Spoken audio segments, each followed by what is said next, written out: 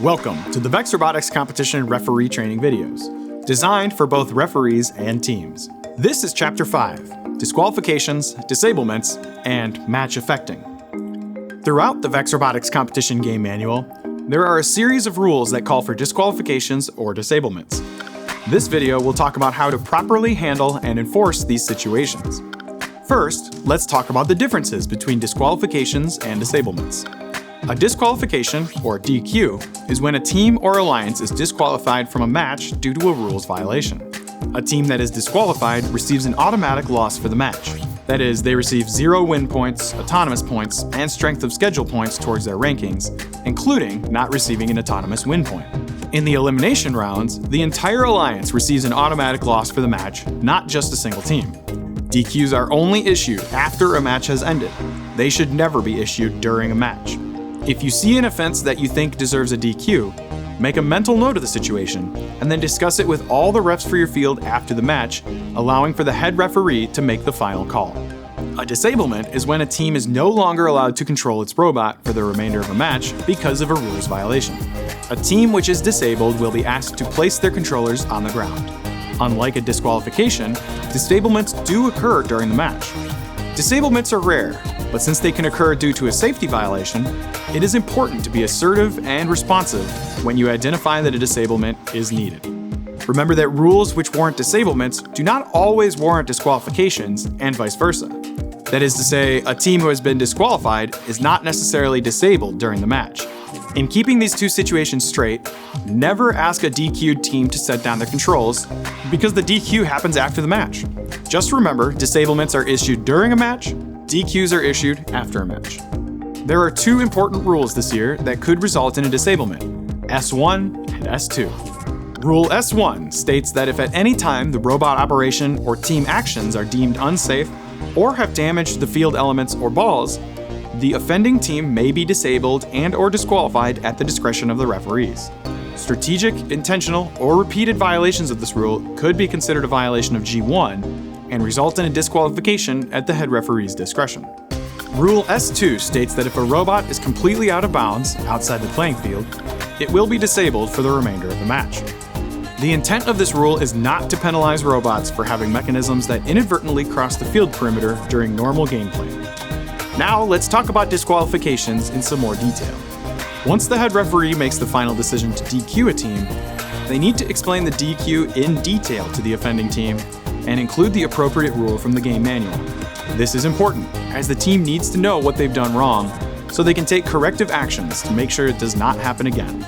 If a DQ happens in an elimination round, make sure you explain the ruling to the entire alliance, because the whole alliance is DQ'd. You may also want to explain the situation to the opposing alliance, since they may be awarded an automatic win. Lastly, when possible, the head ref should also explain the ruling to the announcer, so he or she can explain what happened to the audience in a respectful manner when it is appropriate. Because of the sheer number of rule applications that can lead to referees issuing a DQ, refs and teams might think that there would or should be a lot of DQs issued. However, this is not the case. Actual DQ rulings are rather rare because of the concept of match affecting that gets applied to these rules. When it comes to issuing a DQ after a match for a rules violation during on-field play, the violation must be match affecting. The DQ is only issued after the refs confer and decide that the violation has affected the outcome of the match. It must have changed who has won and who has lost. Any lesser violation of these rules is considered to be a minor violation and should result in the head ref issuing a warning to the team or teams in question about their infraction. That said, if the same team has already received multiple repeated warnings for the same violation, then head referees may issue a DQ at their discretion. Again, this is rare, and the vast majority of violations will result in non-match affecting warnings. Now, VRC Changeup has an important way that DQs are handled in the rankings.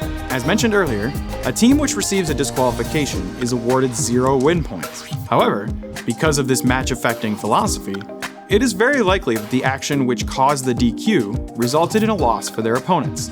Therefore, if the team receiving the disqualification is on the winning alliance, then teams on the opposing alliance who are not also disqualified will receive the win for the match and the 2 win points. Let's look at an example. In this match, Blue Robot 1 has decided to hold more than 3 red balls for the majority of a match. When the match ended, the Blue Alliance won by 1 point. This action clearly had an impact on the match, and likely caused the Blue Alliance to win. If the Red Alliance had had access to these balls, they likely would have won the match. So, because of this, Blue Robot 1 gets a DQ and receives 0 win points. Effectively, they lose the match. If their alliance had received an autonomous win point, Blue Robot 1 also would not receive that autonomous win point. Both red robots received 2 win points, since they would have won if Blue hadn't violated these rules. So, effectively, they receive a win for the match. If this was a qualification match, Blue Robot 2 would also receive 2 win points, since it would be unfair to penalize a team for the actions of their randomly paired partner. However, if this was an elimination match, the entire Blue Alliance would be DQ'd, receive a loss for the match, and be eliminated from the best of 1 tournament. One final note. Referees should record all DQs and warnings in the head referee match anomaly log. This way, you can easily refer back to the incident in case there are any questions later in the day.